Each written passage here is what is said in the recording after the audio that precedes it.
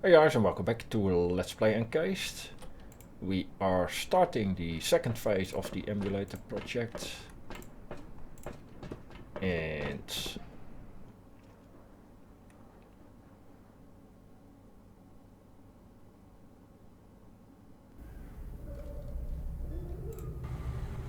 this second phase of the emulator project also requires a lot of things we need to accomplish. And I think we should start with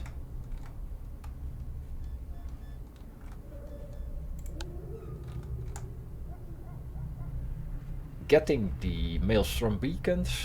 We can get them in Carmine Heights from Johan and Olivia Reisner.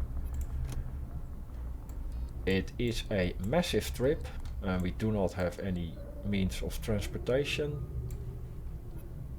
So that might be a problem. Show these mothers how real policy is. Let's maybe start with dumping some of the stuff we don't need.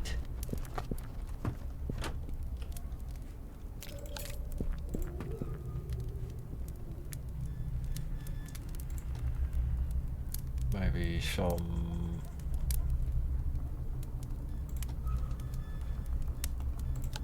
crafting equipment.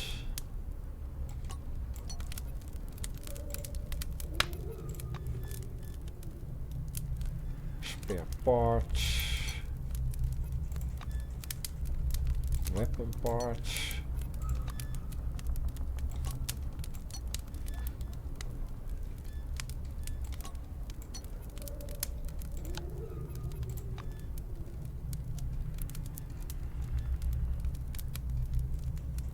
Crystals.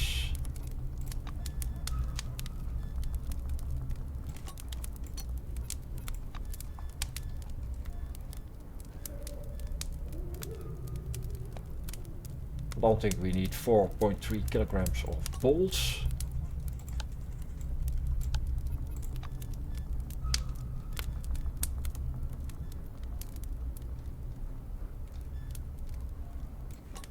Or this many nails.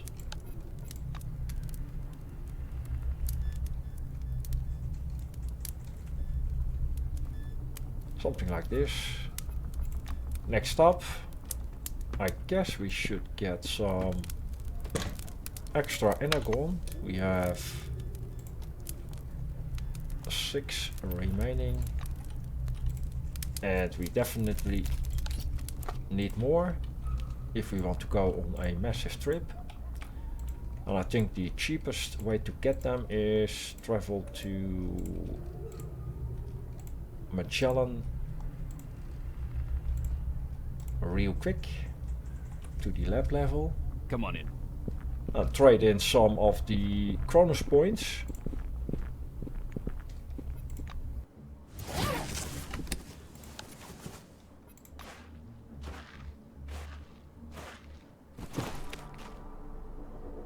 You see a person walking along the road, apparently lost.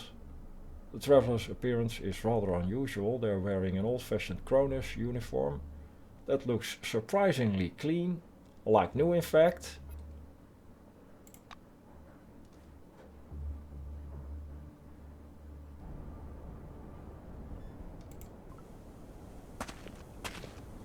A lonely traveler's camp.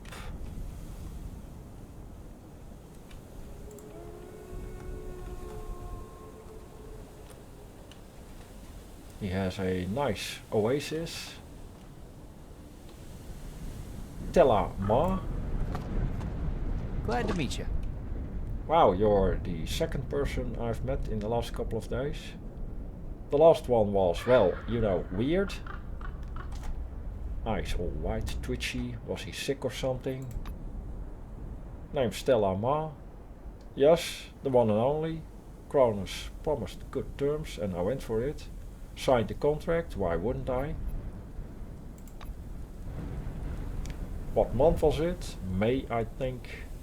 I was assigned to Magellan and given a place to live. I just got used to things. And then the incident happened. You know what? I can't remember shit anymore. Literally nada. How did I get here? Where is everybody? What happened next? Just can't remember.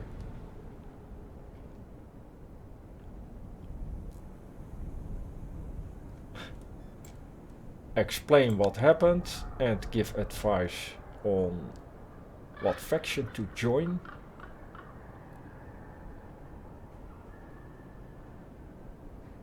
Or give the coordinates of the nearest settlements without any specific advice.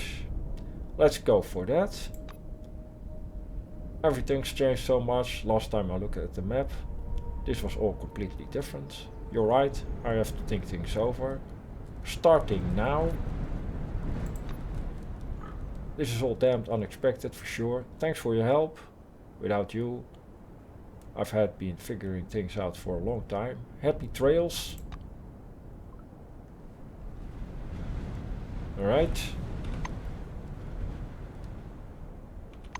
Maybe we will meet this guy again in the future.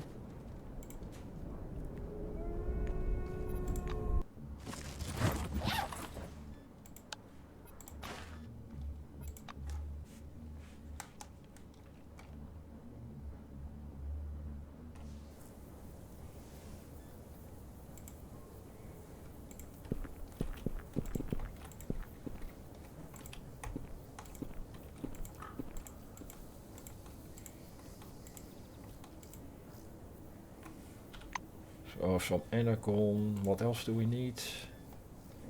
Maybe a few medkits. I think we have a lot of Cronus points available, so.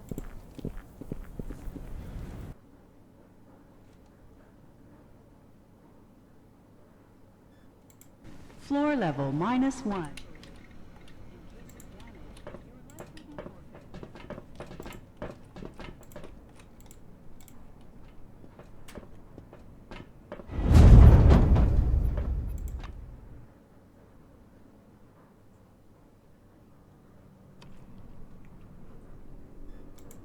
Floor level -4. Laboratories and hospital.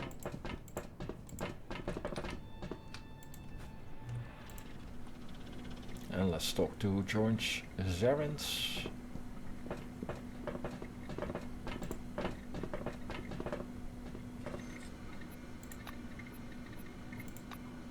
Cronus points. Energon only 1 point. Let's get 6. Oh. Bought some Agilon by mistake. Let's maybe also get 6 medkits. I think we had more than 100 Cronus points.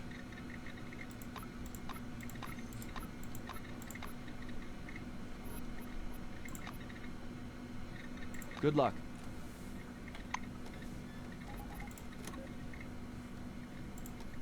Still 73 points remaining. Very good. And now we are ready, I guess, to begin the long trek to Carmine Heights.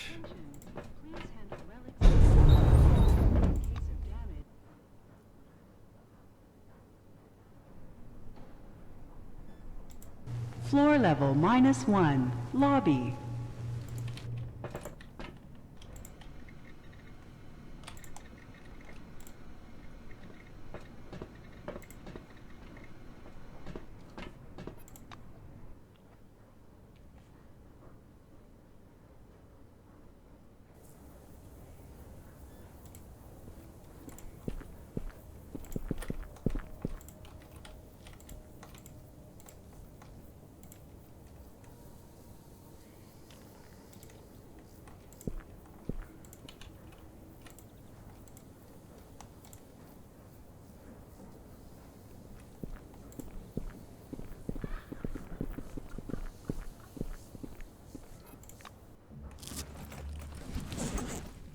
Carmine Heights.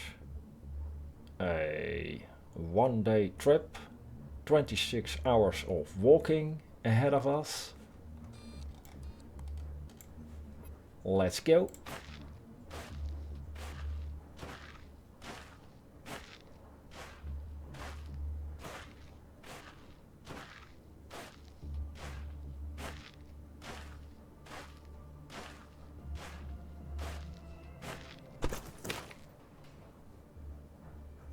A strong gust of wind carries a suspicious sound, either a squeak or a strange metallic rattle. You're deep in the desert, anything could be making a sound. Better be careful. So recon. You look around and spot a small ravine on the other side of a sand spit.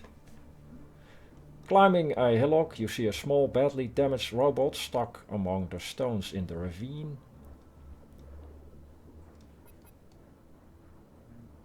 You can repair it, dismantle it, or just inspect it. The machine's body is badly damaged. The crumpled panels show signs of numerous blows, bullet holes, and even spots of paint, as if someone had shot the robot with a paintball gun. Yeah, it could be hostile. Let's try to repair it anyway. The device is in terrible shape, but you're such an expert, you can repair even this level of damage. During the repairs you find out who the robot belongs to with your Kairos connected to its system.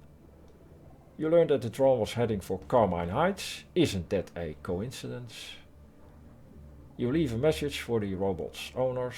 Hopefully they will appreciate your kindness.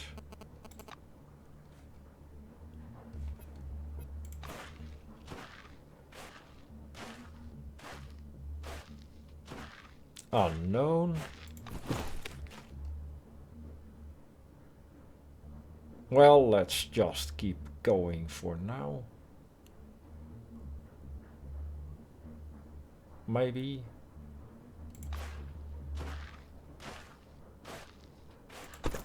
And let's set up camp.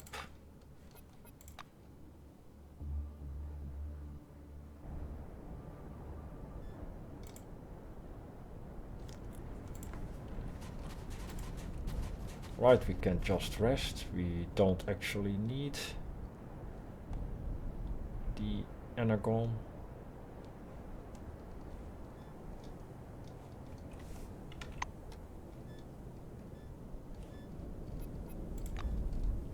Let's rest until it's 11:29 AM. Well, also mentioned here. Let's rest until evening.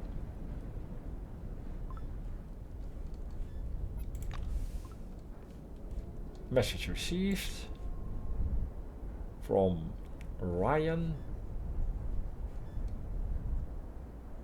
Greetings employee, as you know Carmine Heights has a science camp on the edge of Maelstrom. After the death of the researchers we set up several trackers there that register anomalous radiation. Unfortunately, due to the necroids occupying the camp, the success of the experiment is called into question. We would appreciate it if you could deal with them. Not a quest added. Signals of the dead. A Maelstrom research camp on the edge of Maelstrom apparently.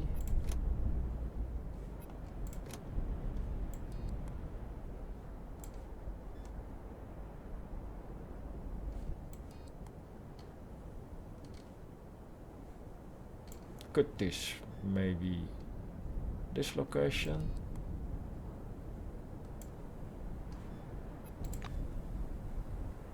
No map location added, so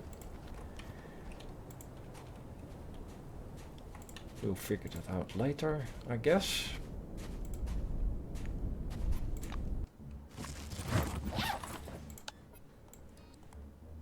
Only thing near the Maelstrom is the Maelstrom observation camp, and we already visited that location.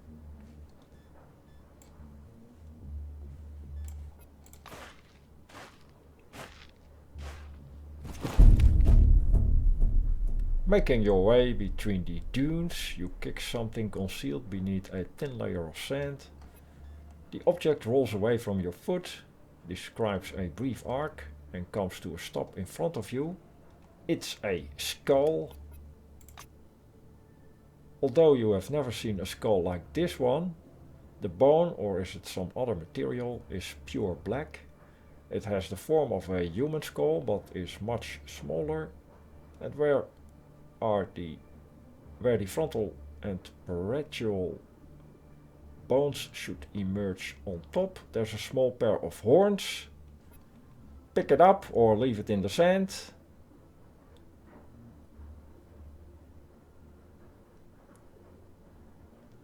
Right, let's take a risk. Despite its modest size, the skull is quite heavy. The creature wearing it must have an unusually sturdy neck, though maybe it's not even a real skull. You never know what to expect under the dome. You put your find in your pocket.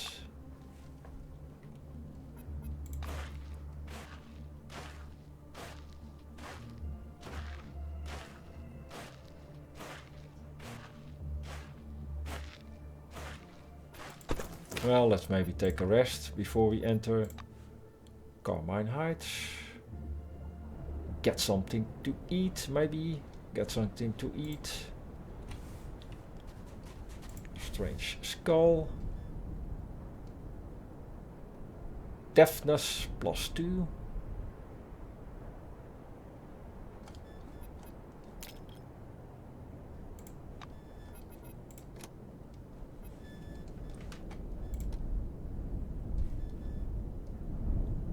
Would be useful for Crom. Or Katarzyna.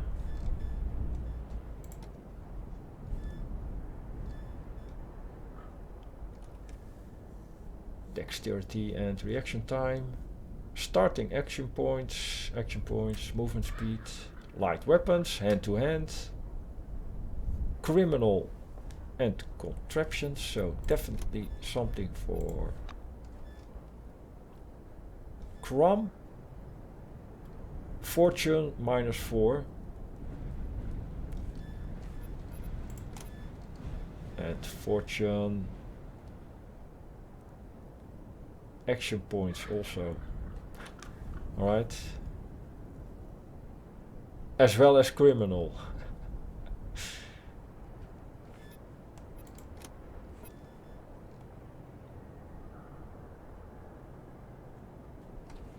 Starting AP 10, action points 10. Doesn't change.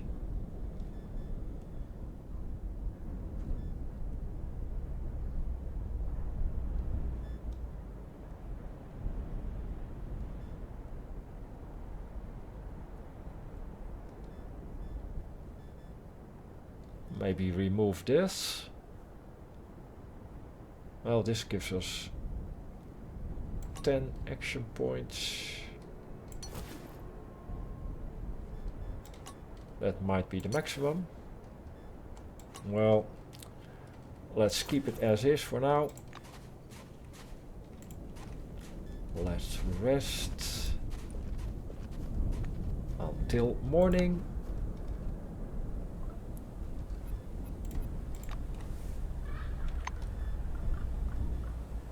Get something to drink.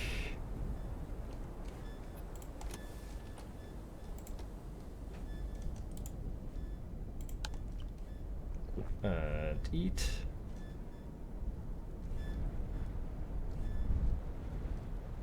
Balanced ready meal.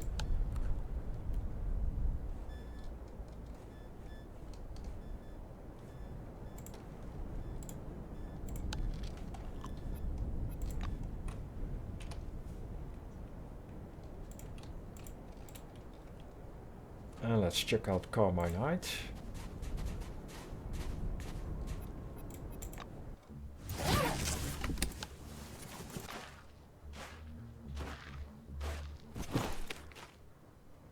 At the foot of a large whitish boulder is a cardboard box with a hole cut on in its side. It looks like a house.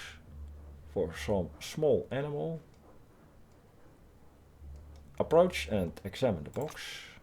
You're right, it's a small house. The bottom of the box is lined with hay and there's a small spotted rock in it.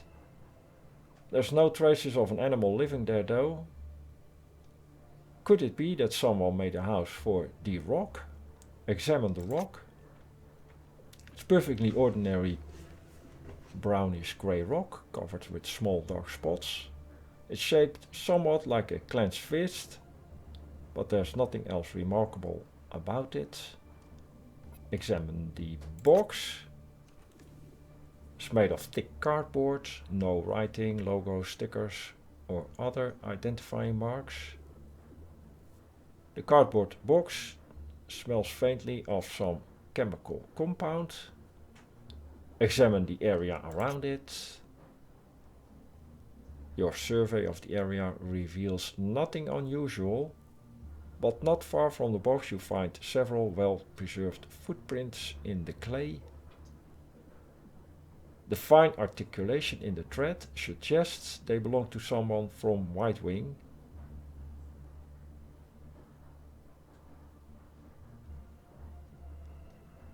Take the rock. Something about this rock bothers you. Careful examination doesn't reveal anything new, so you decide to take it for yourself. Pocketing the stone you leave.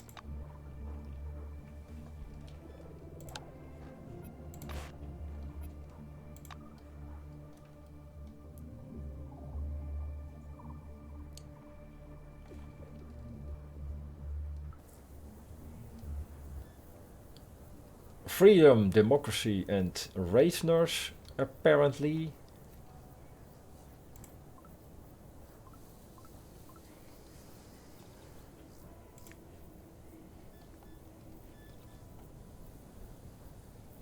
Fortune +1. No negative effects. Alright then, Chrome.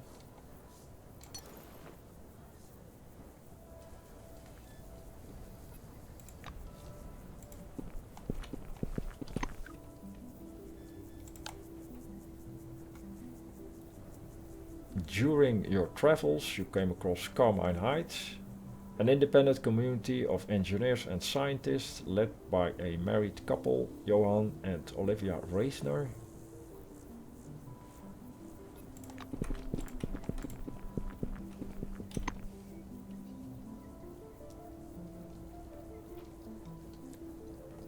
Dining room, hotel, isosuit lab, residential area, pharmacy, a bunch of farms, prison, Reisner house entrance. Let's maybe head into that direction.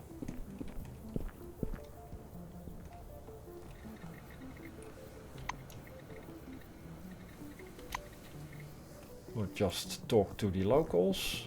Maya Wellers. Howdy.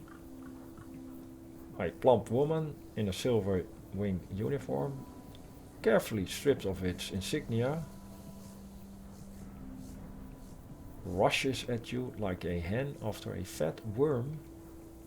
I say a person has to be socially responsible. I'm very much looking forward to the elections. Elections? Alright then. I intend to make my civic opinions heard. Well, don't worry. I, Maya Wellers, never endorsed Cronus, and I don't support Neocom either. Nakamura at the head of Carmine Heights. What nonsense! We have a free and egalitarian community here. Zemeckis, by the way, also shouldn't be allowed to rule. He'd make such a mess of things. Look alive, people. Everybody go to the polls. Move away before you get recruited into campaigning. And we are here for the Maelstrom beacons.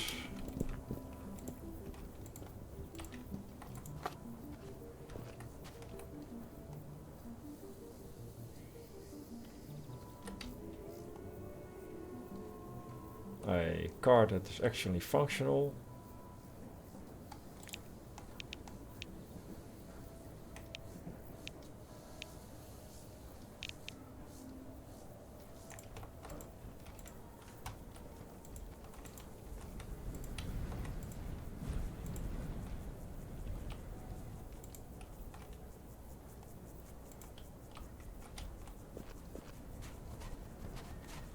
Right, more functional cars, very good. Maybe we can... Well, we... Red indicating criminal action, I guess, so... Taking it would be stealing it. Maybe we can buy it or something. Let's talk to the race nurse.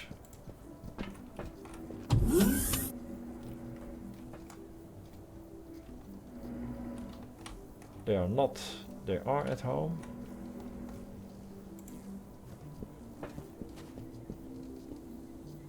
Jude Keeney, might be a guard or something. Sturdy man with a bushy moustache. Reminiscent of a typical movie sheriff. Waddles up to you and presses his hand into your palm with a sweeping gesture. Glad to meet you. Jude Keeney, Chief of Carmine Heights Police and bodyguard for the race nurse. Nice to meet you.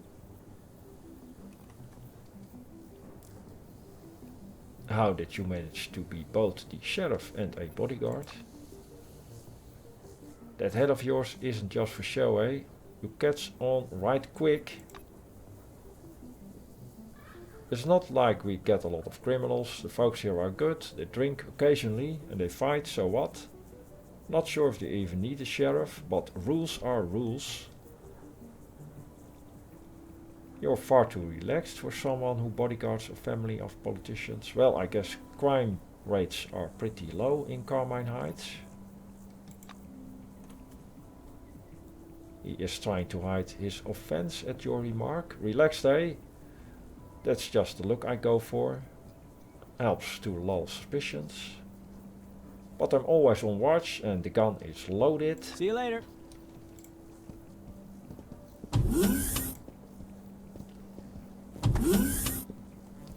Olivia Reisner. A woman with white hair and a playful smile stands before you. Hello there. I'm Olivia, and this brooding genius is my husband, Johan. Welcome to our home. She gives your shoulder a light, almost weightless touch.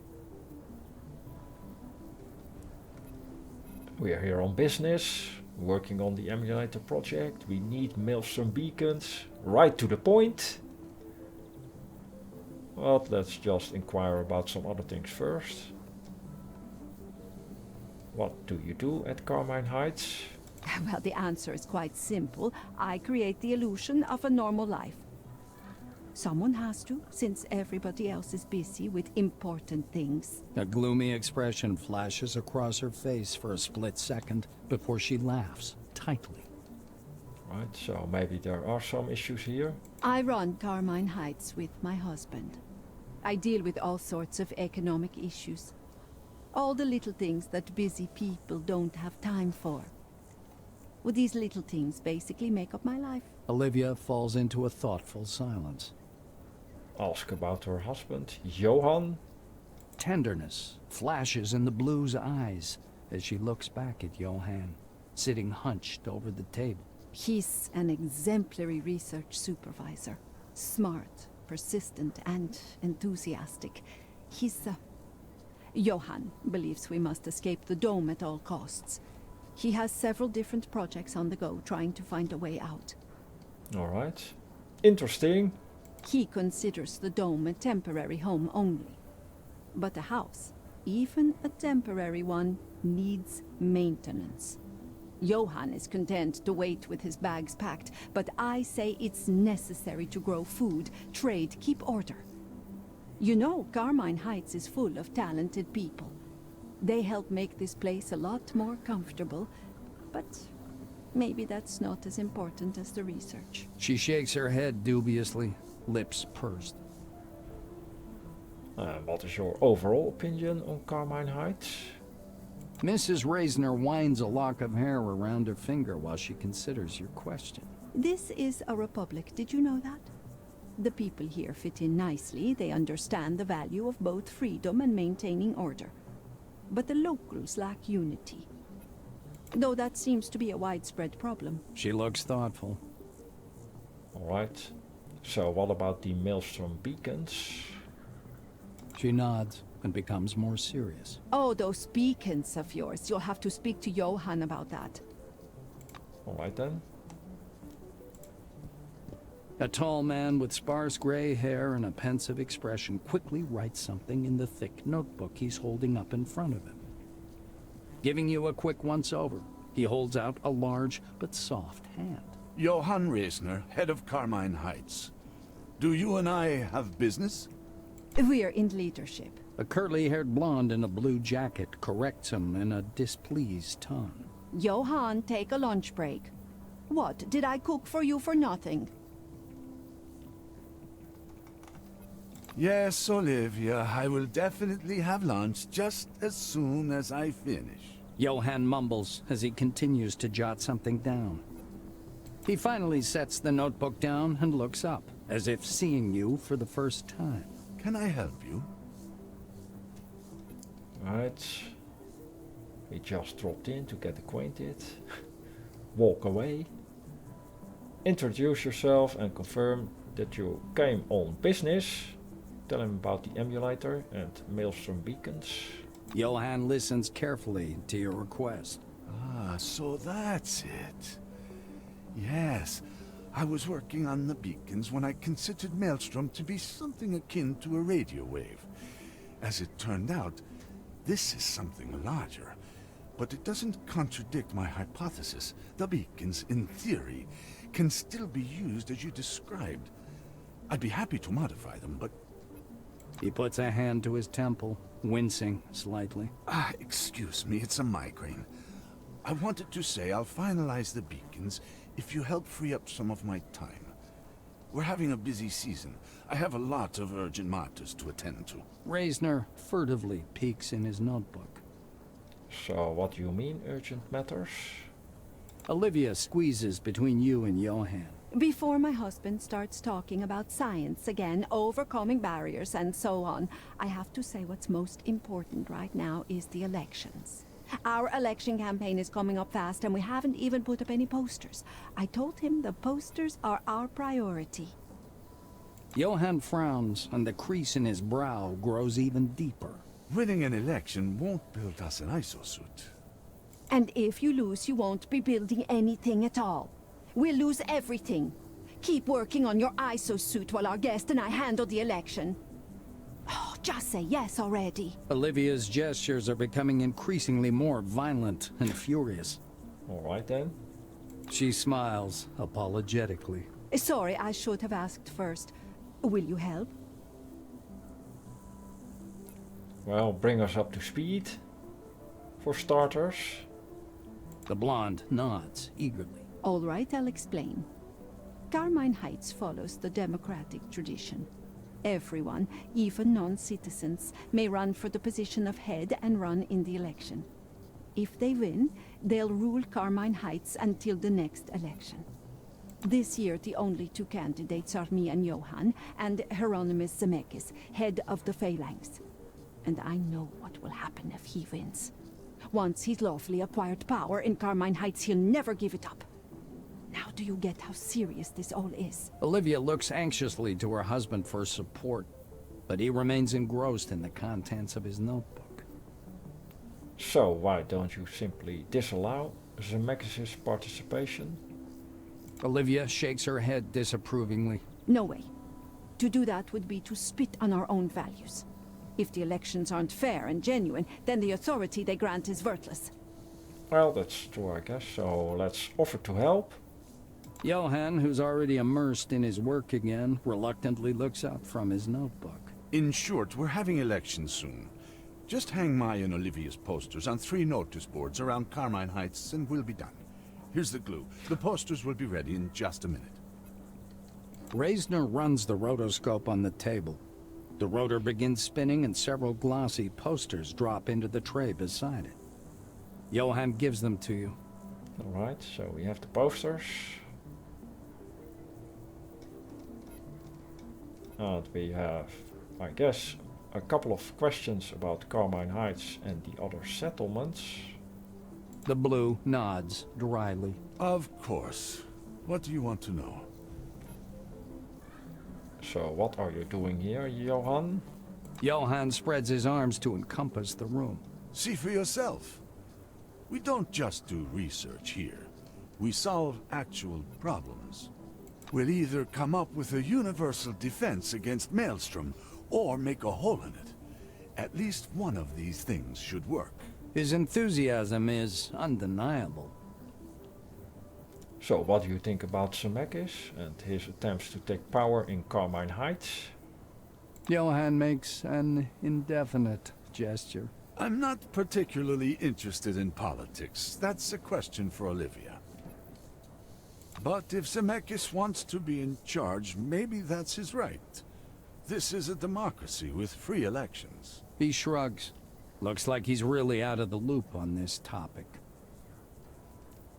So what do you think about Carmine Heights? Johann briefly grows animated. Our settlement is a grand workshop for those wanting to break free of the dome. We don't have a lot of money, so our researchers compete with each other for resources and funding. He slowly grows more and more flustered. And it works. We've made some impressive advancements. If the scientific potential of the new committee and those phalanx relics were at our disposal, our work would go much faster. Alright. Well, I think if there is a faction Dr. Phantasm wants to join, it probably would be Carmine Heights, with the emphasis on science. Ask about his wife. Olivia? Johann reacts with surprise, as if just remembering that he has a wife at all. Well, Olivia, she's a good woman, but alas, she doesn't find my work especially interesting. She's more concerned about the Atlas harvest and keeping bugs out of the hotel. She thinks our economy is too dependent on trade. Well, she's probably right. He shrugs. Johann rubs his temples. Sure, just don't take too long. I need to get back to work. Alright, I think we are done here.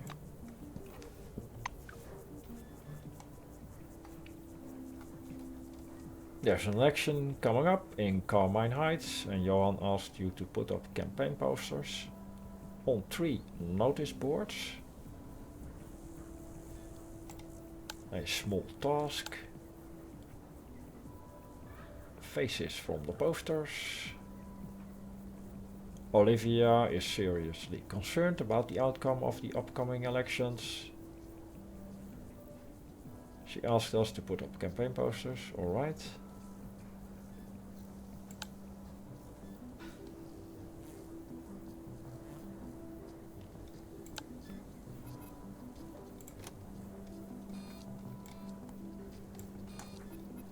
So let's start with that, I guess. Hanging up campaign posters.